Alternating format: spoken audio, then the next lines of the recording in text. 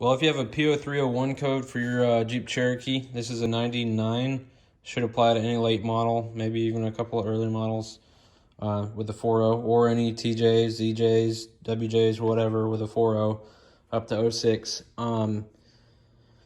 The previous owner could not figure out why it was missing. He did a tune-up on it before it started missing, and right after the tune-up, it started really rough idling and threw a P0301 code for cylinder 1. He put new spark plugs in it again, changed wires again, changed the distributor cap rotor button again.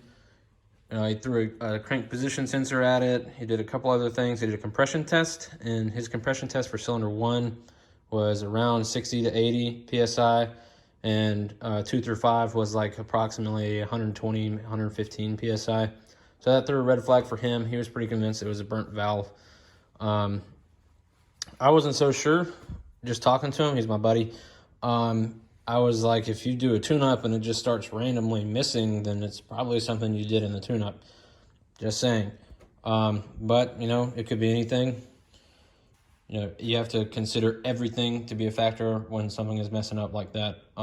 So he couldn't figure it out. He got fed up with it. He sold it to me. And now I've got it. I've been doing some troubleshooting on it for the past couple of days. And I did a cylinder or an injector node test where you put the light on. The injector wires are good. I swapped the injectors around. Same thing with swapped injectors, same miss, same code. Doesn't follow to cylinder 2. It stayed on cylinder 1.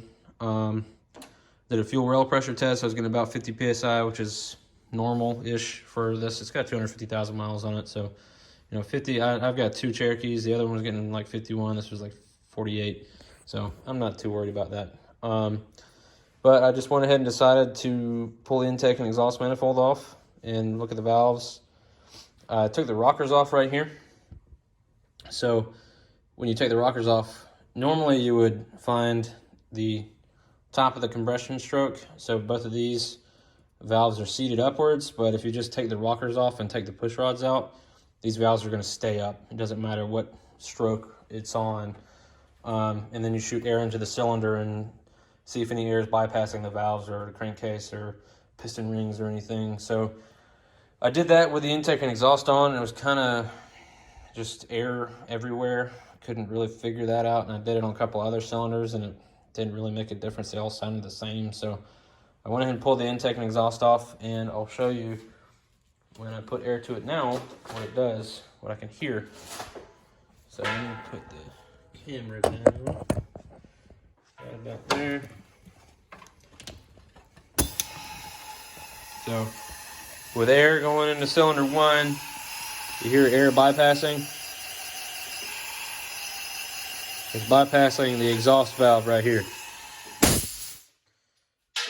And I was pretty convinced before I even got done taking it apart, because my header here is warped. The surface is not straight. It's kind of flared out to cylinder number 1.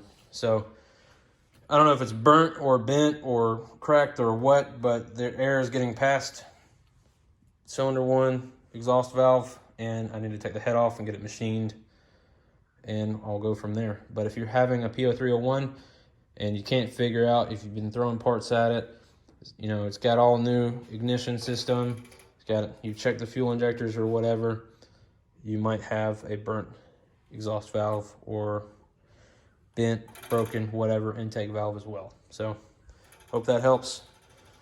I know I've spent a lot of time trying to figure that out, and I'm happy to have found something conclusive.